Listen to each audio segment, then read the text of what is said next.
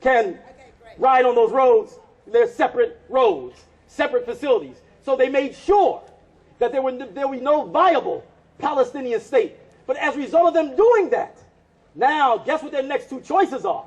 As a result of putting aside and fighting against the two-state solution, now they have to go to either ethnic cleansing, which they have to ethnically cleanse about 6 million Palestinians who are not going to allow you to ethnically cleanse them, right? It would have to be murderous, it would have to be brutal, right? Or they have to further devolve into a full-fledged apartheid state. And they've been warned about this. They've been warned about this by their own people, who said that if the two states, this is Ehud Barak, Ehud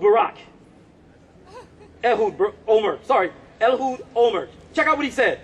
Quote, if the two-state solution collapses, Israel will face a South African-style struggle. As soon as that happens, Israel is finished. That's Olmert. If the two-state solution, he says, does not work, we will be faced with a South African-style struggle. And if that happens, he said, Israel is finished. What you're noticing in the apartheid state is they're drifting more and more towards apartheid. And once they become even more apartheid than they are now, once there's even more separation, right, and Bantu stands that are set up, there's no amount of propaganda that you can use that could justify a Bantu stand. There's no amount of propaganda that you can use to try to sugarcoat an apartheid-type system. As Israel, as the apartheid state becomes more and more apartheid in their application and in their treatment of the Palestinians, it will cause a likely problem, if you will, between those like power centers within the Jewish community, the Reform Jews, right? It's going to cause major problems. Everyone will have to speak up. Everyone will have to speak out because it is blatant apartheid. It's already that right now. So they are devolving, brothers and sisters. They are descending further and further into apartheid. That's why our efforts for boycotts, divestments, sanctions have to continue. Not just continue, they have to step up. Those of you who are on this campus, find out the organizations that are involved in the BDS movement here on the campus of UCI. It should be every person of conscience on this campus should tell this university, do not invest in those corporations that make a profit from the subjugations of Palestinian people. Hampshire College they were successful in getting their board of trustees to divest from those corporations that profited from the occupation. They were successful. So all over this country, and all over this world, literally, there are attempts to encourage boycotts, divestment, sanctions. There are programs like this, information you can get on Zionism, but do not allow yourselves to be hoodwinked, to be bamboozled into thinking that this is a movement of liberation. This is not a freedom movement. And so you students on these campuses are actually the last hope for real free speech in this country. Seriously, the campuses, they're the last hope. You can't get your news from the TV. You watch the news on TV and it's like a joke.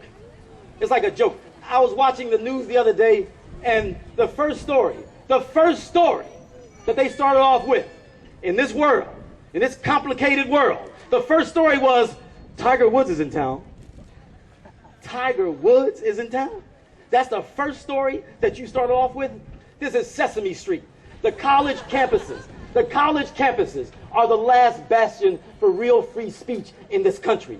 So issues like Palestine must be pushed. Other issues as well, right? Because all of this is also tied into the anti-war movement. The Zionist mentality, they want the wars.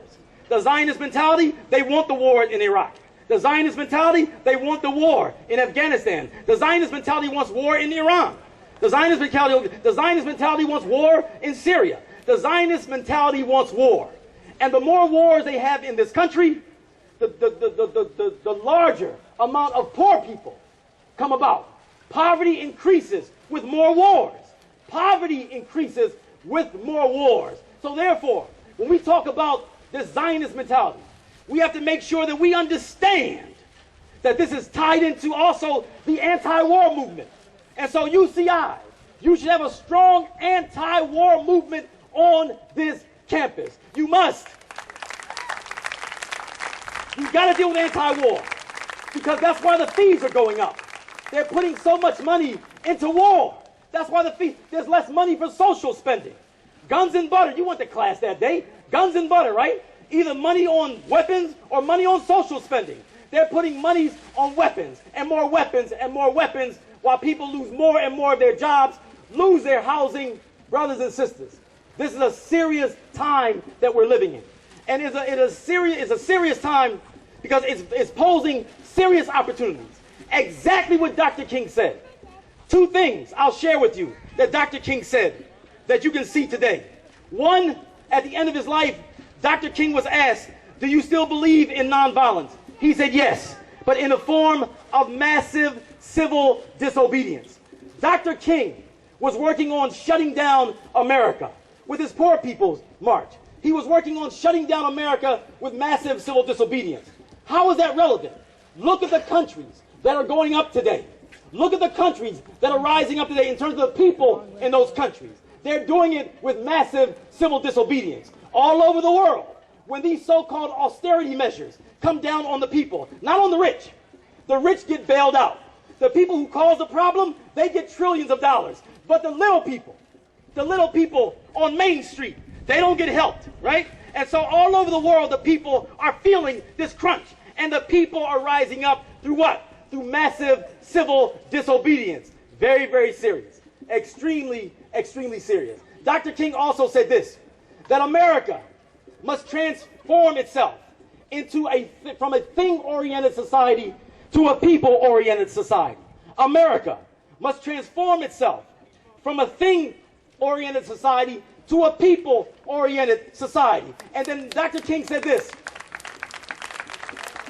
He said that in this transition from things-oriented to people-oriented, he said they would have to get rid of materialism, living a life dominated by materialism, get rid of racism, and get rid of militarism.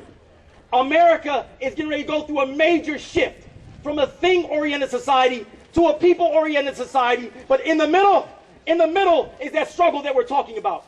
Because the corporations, the ones who run this country, do not want America to go from a thing-oriented society to a people-oriented society. Because if it goes to a people-oriented society, that means they will have less power, although they're considered people. But they know the real people will take over. And so in this period of social unrest that is upon us, you're going to see a tug-of-war take place between the people and the corporations for the control of the resources of the government, to use those resources to help the people. And the corporate bosses will do all they can to try to keep their power. That is why, for the past 5, 10, 15 years, there was a slow, concerted effort to remove civil liberties from the society. The Muslims were used as an excuse for that. Hey, y'all, that's okie doke.